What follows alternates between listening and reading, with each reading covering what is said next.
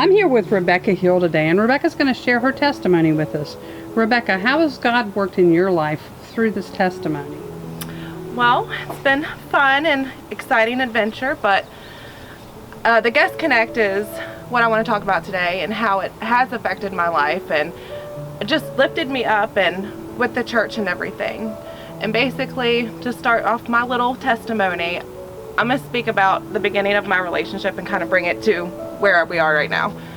When Brian and I first met and got together, we were quite young, and we come from a family of kind of like divorce and everything, which is basically how life is today anyway, which that's very important to know. But when we got together and we were young, we got married young, and we knew that we wanted God as our foundation in our relationship, because divorce was the last thing that we want in our lives for our children's sake mostly.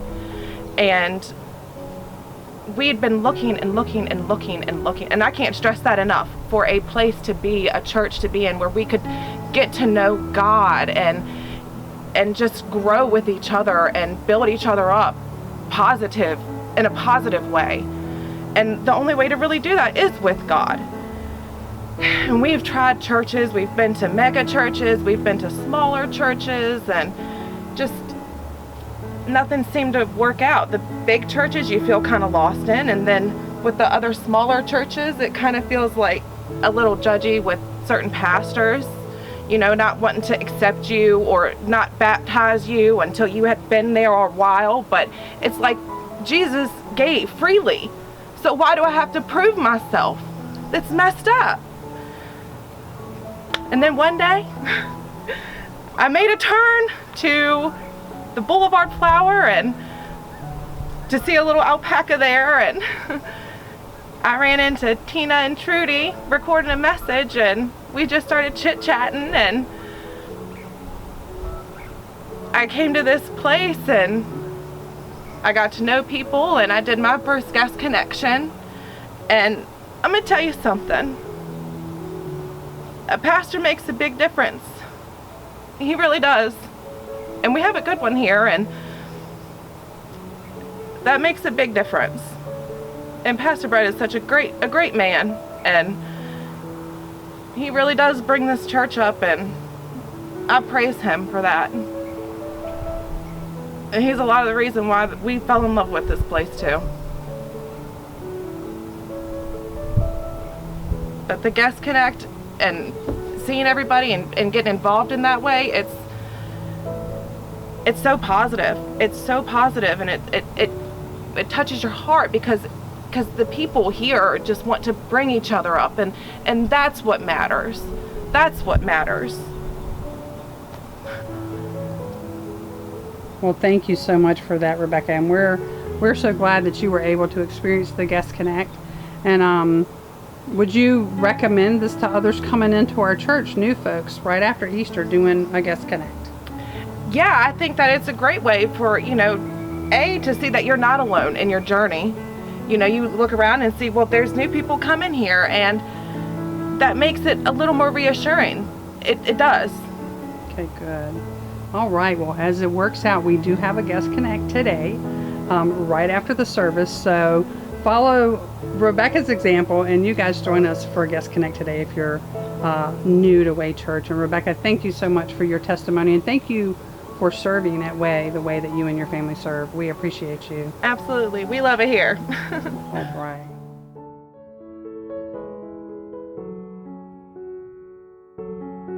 We're here with Rebecca Bennett today, and she's going to share her testimony with us, how God's worked in her life and used her. So Rebecca, please share with us what God's done for you in your life. I have a full, long testimony about everything that I've been through in my life, but we don't have that much time in a weekend, so I've shortened it down just to kind of explain that I grew up in church, but never knew God, and there was a journey that God had to put me on to find Him without any help. I had to do this by myself. At a very young age, I was sexually abused by a family member for many, many years. And that led me to believe that I wasn't worthy of God's love, because if God loved me, like they said in churches and places that I'd been, then how could he let a little girl go through those things? And as I got older, I went from one abusive relationship to another abusive relationship to abusive marriages, and for me that was normal. I thought that was how things were supposed to be. In order to be loved, you had to accept abuse. And for me, abuse became love.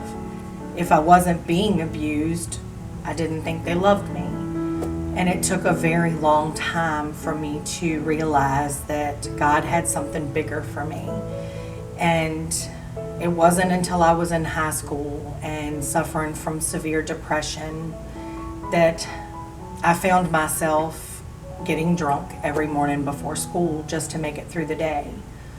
By the time I was 16 years old, I found myself pregnant with my daughter, and I found myself alone, going to school and working part-time and paying bills and trying to maintain a household. At 16, it's hard when you're alone. And not long after that, I had 2 more boys, and again in an abusive relationship that now I've pulled 3 children into. So I felt very sad and depressed, but I knew I had to be better. I knew I had to be more for them, not just for myself. It wasn't about me anymore. I had to learn how to be a mom alone, and I needed to learn how to love them beyond myself.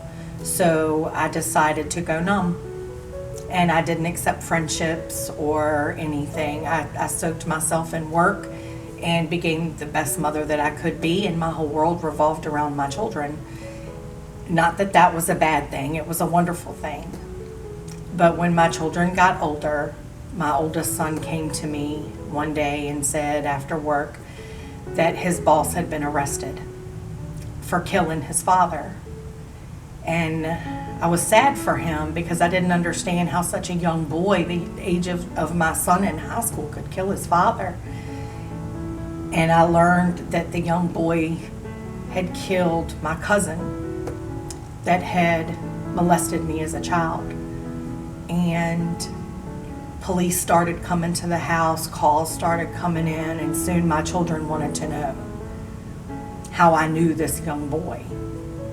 And I had to tell my children that this young boy was our cousin, and that the man that he had killed was a monster. And I had to tell my children my deepest secret, and how that secret led to everything deep and dark in my life. And I shared a side of myself with my children I never wanted to share. So once we got through that, my kids started to understand their mom just a little bit more about why I did things the way I did, and why I was so overprotective, and why they weren't allowed to go to slumber parties and sleepovers. It wasn't because I didn't trust them, it was because I didn't trust other people. And now as an adult, I think God has put me through everything that I've been through so that I could tell my story. That women don't have to be afraid, and men don't have to be afraid. There is life after abuse, and there are more powerful things that God can do with the things that happen than depression and anxiety and suicide and alcoholism and drug addiction and all of those demons that the devil sends after you. I'm living proof that you can defeat everything that the devil sends to you to break you down. It takes time, and it takes a lot of prayer. And for the longest time, instead of asking God, why don't you love me enough? I should have said, God, why don't I love me enough to look at you to guide me where I need to be? Not that anything that happened to me was my fault, and it definitely wasn't God's fault. But I think as humans, we tend to look for someone to blame And when you're alone like I was, there was only one person to blame, and that was God. And it took many years for me to decide that God wasn't to blame. He was with me through all of that. He made me stronger and gave me the strength to make it through all of that. So I think if I had anything in my testimony that I would want to touch someone, it would be, don't be your circumstance. Let your circumstance be your testimony. You don't have to be abuse. You don't have to be abused. You can be the survivor that survived the abuse to help someone else get out. And I think that's why I'm still here, and that's why I made it through everything, because my testimony is so long and there's so much more to it than what I have time to say today. And I would love to share it with anyone. But I think just to put it all together is, when you're young, you don't know God the way you do when you're older, and that's sad. And I think that when you're young, you blame God for the things that are happening in your life. And I think that now, as an adult, I can truly say that God was with me through all of that, and He got me through it. And don't look out, look in.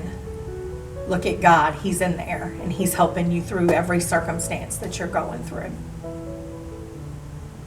Thank you so much, Rebecca, for sharing your testimony with us. We appreciate that, and I know this is going to touch other people and help them through situations they may be going through. So thank you. Thank you.